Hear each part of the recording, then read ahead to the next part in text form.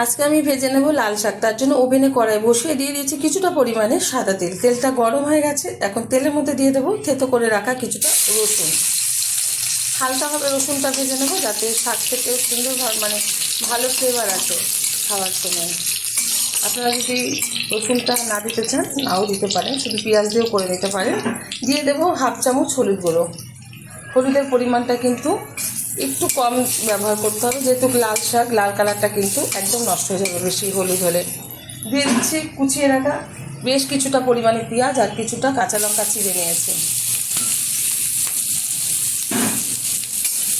এবার একটু ভেজে নেব নেড়ে চেড়ে। বেশ কিছুক্ষণ নেড়ে চেড়ে ভেজে নিয়েছি পেঁয়াজটা, একটু ভাজা ভাজা হয়ে গেছে, খুব বেশি ভাজিনি, হালকা ভেজেছি। দিয়ে দিচ্ছি পরিমাণ মতো চিনি। চিনিটা দিলে শাকটা ভালো লাগে, যাদের অপছন্দ মিষ্টিটা তারা দেবেন না। দিয়ে দিচ্ছি পরিমাণ মতো লবণ। লবণটা কিন্তু বুঝে দিতে হবে। প্রথমে কিন্তু শাক কাটার পর অনেকটা পরিমাণে বোঝা যায়, তারপরে রান্না করার পর একদম বোঝা যায়। তখন কিন্তু বুঝে না ব্যবহার করলে লবণটা, তাহলে কিন্তু শাকটা পুরো নুনে কাটা হয়ে যাবে। এখন দিয়ে দেবো ধুয়ে রাখা লাল শাক, একদম কচি শাক, সেই জন্য আমি একটু বড় বড় সাইজে কেটে নিয়েছি যাতে গলে যাবে ভালোভাবে। আপনারা কুচিয়ে এটা কাটতে পারেন, তো আমি কুচাইনি, একটু বড় বড় করে কেটেছি। ঢেকে দিচ্ছি 5 মিনিটের জন্য। 5 মিনিট বাদে ঢাকনাটা তুলে দিচ্ছি।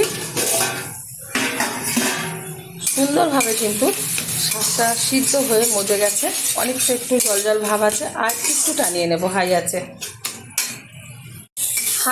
2 মিনিট মতো আমি শাকটা টানিয়ে নিয়েছি। যে ঝোল ঝোল ভাবটা ছিল সেটা শুকিয়ে গেছে। এখন তুলে নেব একটা পাত্রে। গরম গরম ভাতের সাথে গরম গরম শাক আমি সার্ভ করব। আপনারা অবশ্যই ট্রাই করবেন।